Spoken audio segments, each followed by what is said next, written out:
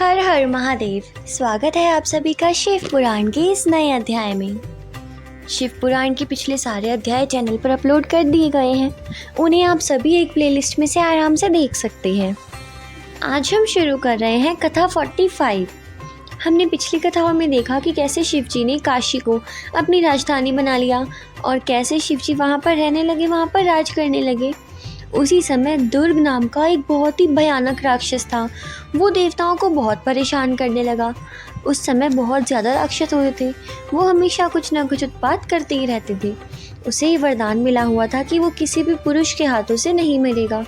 उस वरदान के कारण उसने तीनों लोकों में अपने वश कर लिया और सारे धर्म कर्मों को नष्ट कर दिया। उस दैत्य के अत्याचारों से दुखी होकर ब्रह्मा जी, विष्णु जी और सारे देवता दोबारा से पहुंच जाते हैं शिव जी के पास और उनसे बोलते हैं कि प्लीज़ आप हमें बचा लीजिए। इस बात को सुनकर शिव जी भगवती पार्वती को यह आज्ञा देते हैं कि तुम जाओ और इस राक्षस को मार दो। शिव जी परेशान हो गए इन देवताओं से, बार बार मदद मांगने आ जाते हैं। तब पार्वती जी शिव जी की बात सुनकर विंध्यवासिनी का रूप धारण करती है और उस दुर्ग नामक दैत्य को मार देती है और तभी से ही उनका नाम पड़ा दुर्गा। यानी कि पार्वती जी ने जब दुर्ग नाम के एक राक्षस को मारा था तभी से ही उनका नाम पड़ गया दुर्गा। यानी कि दुर्गा, गौरी और पार्वती अलग अलग नहीं है बल्कि एक ही है। उस दैत्य के मारे जाने से देवता बहुत खुश हो गए और बहुत दिनों तक इस प्रकार बाद में शिव जी ने काशी में ही राज किया। तभी वहाँ पर स्वयंभू मध्यांतर के समय मनु के वंश में एक दिवोदास नाम का राजा उत्पन्न हुआ। वो राजा तो अपने नाम के अनुरूप ही सारे धर्म कर्म करता था और हमेशा सबकी भक्ति करता था। शिव जी की भक्ति में तो वो लीन रहता था और सबकी मदद करता था।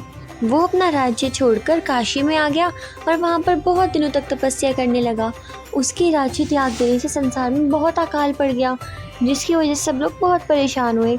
अब राजा ही नहीं था तो सब जगह चोरियां होने लगी, धर्म नष्ट होने लगे, यज्ञ कर्म सब नष्ट हो गए। सभी जगह दुख का साम्राज्य छा गया। सभी लोग पापों का कार्य करने लगे। कभी ना कभी सब लोग कुछ ना कुछ गलती में तो बस लगे ही रहते थे। उस समय देवता ब्रह्मा जी के पास आए और बोले, हे ब्रह्मा, राजा नहीं होने की वजह से संसार कितना खराब हो रहा है, अब आप ही शीघ्र कोई उपाय कर दो। ये सुनकर ब्रह्मा जी सारे देवताओं को साथ लेकर काशी में आ जाते हैं और जिस जगह पर राजा दिवोदास तप कर रहा था वहाँ पहुंचकर बोलते हैं, देखो राजा, तुम यहाँ से वापस जाओ और दोबारा से अपने उसी राज्य को संभालो। अब तुम यहाँ पर आए हो, सब कुछ वहाँ पर बिगड़ गया है। जब तक तुम वापस वहाँ पर नहीं जाओगे तब तक तुम्हारा राज्य परेशान होता रहेगा। जब तुम वापस अपने राज्य में जाओगे तभी वहाँ पर बारिश होगी और तुम्हारी सारी प्रजा को दुखों से मुक्ति मिलेगी। उस समय वासुकी नामक नाग अपनी अनंग मोहिनी नामक बेटी का विवाह तुम्हारे साथ कर देगा। ये कन्या बहुत ही पतिव्रता होगी और हमेशा धर्म का व्रत आचरण करेगी। उसके द्वारा तुम बहुत आनंद प्राप्त करोगे। ये सुनकर राजा दिवोदास बोलता है, देखिए प्रभु, मैं तो केवल इसी शर्त पर वापस जाऊंगा कि आप सभी देवता आकाश में रहेंगे और नाग वगैरह सांप हैं वो सब जाकर पाताल में रहेंगे। ऐसा नहीं होना चाहिए कि सभी पृथ्वी पर रह रहे हैं और तभी से ही पृथ्वी जो होगी वो सिर्फ इंसानों के लिए होगी। अब राजा दिवोदास की ये बात सुनकर एक बार तो ब्रह्मा ने कुछ सोचा कि ये कैसे हो सकता है, लेकिन उन्होंने भी अहंकार में बोल दिया, हाँ हाँ ठीक है, और उन्होंने आगे पीछे का कुछ नहीं सोचा। इसलिए राजा की शर्त की वजह से सारे जो देवता थे वो सब पृथ्वी छोड़कर आकाश की तरफ चले गए और जो नाग थे उन्हें भी ये सब छोड़कर पाताल में जाने को कहा। उसके बाद जब वो शिवजी के पास पहुंचे तो शिवजी ने कहा कि हे ब्रह्मा, मंदराचल पर्वत तपस्या कर रहा है, हम उसे वरदान देने जा रहे हैं, तुम भी हमारे साथ चलो। शिवजी की आज्ञा सुनकर वो उनके साथ चल दिए। जब वो लोग वहाँ पर पहुँचे और शिवजी ने अपने भक्त से वरदान मांगने को कहा तो जो पर्वत था उसने शिवजी से ये प्रार्थना की कि हे प्रभु, मैं तो काशी के समान होना चाहता हूँ। जैसे काशी नगर बन चुका है ना आपका फेवरेट, मुझे भी अपना पसंदीदा बना लो। आप कृपा करके मेरे ऊपर भी थोड़े दिन रह लो। बस मैं तो यही चाहता हूँ कि आप और पार्वती जी अपने सारे गणों के साथ थोड़े समय के लिए मेरे पास रहे, ताकि सभी को भी मेरे बारे में भी महिमा पता चल जाए। अब मंदराचल पर्वत की बात सुनकर शिव जी को बहुत आश्चर्य हुआ कि ये सब कुछ क्या चल रहा है भक्तों के मन में। उस समय ब्रह्मा जी ने शिव जी से कहा, देखो प्रभु, आपकी माया में मोहित होकर मैंने तो उस राजा दिव्यदास को वरदान दे दिया कि अब सारे जो देवता है वो पृथ्वी पर नहीं रहेंगे और आकाश में रहेंगे। इसलिए अब आप भी इस मंदरांचल की बात को स्वीकार कर लो, क्योंकि आप भी नहीं रह सकते हो यहाँ पर काशी में। अब आप भी नहीं रह सकते हो क्योंकि आप भी देवता हो। यानी कि शिव जी जो खुद देवता है वो ब्रह्मा जी के पिछले दिए हुए वरदान के हिसाब से अब पृथ्वी पर नहीं रह सकते हैं, क्योंकि सारे देवताओं का आकाश में रहना ही वो हुआ है। इसलिए वो कहते हैं कि अब आप मंदरांचल में जाकर रहने लगो। ये बात सुनकर शिव जी अपना लिंग काशी में स्थित कर देते हैं और मंदरांचल को इच्छित वरदान देकर अपने गणों के साथ वहीं पर ही रहने चले जाते हैं।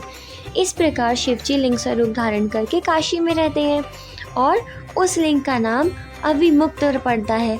उस लिंग का ध्यान करने से सारे कार्य पूर्ण होते हैं। इस प्रकार कैसे शिव जी काशी को छोड़कर मंदारगिरी पर्वत पर रहने के लिए चले गए और विष्णु जी भी अपना ध्यान त्याग कर कैसे उसी पर्वत पर रहने लगे और गणपति, गिरिजा, सूर्य, देवता, सारे ऋषि मुनि अपने अपने पृथ्वी पर वो स्थान को छोड़कर कहाँ चले गए, ये सब हमने जाना इस वीडियो में।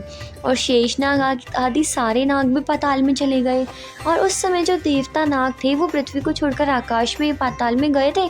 उन्हें अपने मन में बहुत दुख हुआ था, लेकिन ब्रह्मा जी ने जो वरदान दिया था वो तो पूरा हो गई, इसलिए सबने ये बात को आखिर मान ही लिया। तब से सभी लोग पृथ्वी से हट गए। जितने भी जो राजा थे वो पृथ्वी पर रहने लगे, देवता आकाश में चले गए, नाग और असुर वगैरह सब पाताल में चले गए। तब से राजा दिव्यदास काशी को अपनी राजधानी बनाकर वहाँ पर रहने लगा और उसके बाद वहाँ पर शिवजी और देवताओं ने काशी को पुनः प्राप्त करने के लिए आगे क्या क्या किया, ये सब हम जानेंगे अगली कथा में। तो इसी तरह से हमारी आज की कथा यहाँ पर समाप्त होती है। हर हर महादेव। आज की कथा में हमने देख लिया कि कैसे एक भक्त के वरदान के रूप में शिवजी को अपना पूरा काशी नगर को त्यागना पड़ा और कैसे काशी छोड़कर उन्हें दूसरे पर्वत पर जाकर रहना पड़ा और उसी भक्त के कारण सारे के सारे देवताओं और नागों को भी अपनी अपनी जगह त्यागनी पड़ी। इसके आगे क्या होगा ये जानने के लिए तो आपको क्या करना है, सबसे पहले वीडियो अच्छी लगी तो उसे लाइक करना है, कमेंट में हर हर महादेव लिखना है, साथ में आगे की कथा जानने के लिए चैनल को सब्सक्राइब करना है, बेल नोटिफिकेशन को ऑन करना है ताकि आपको इसी प्रकार की सारी वीडियो नित्य प्रतिदिन मिलती रहे। तो मिलते हैं आपसे अगले अध्याय में, तब तक के लिए हर हर महादेव।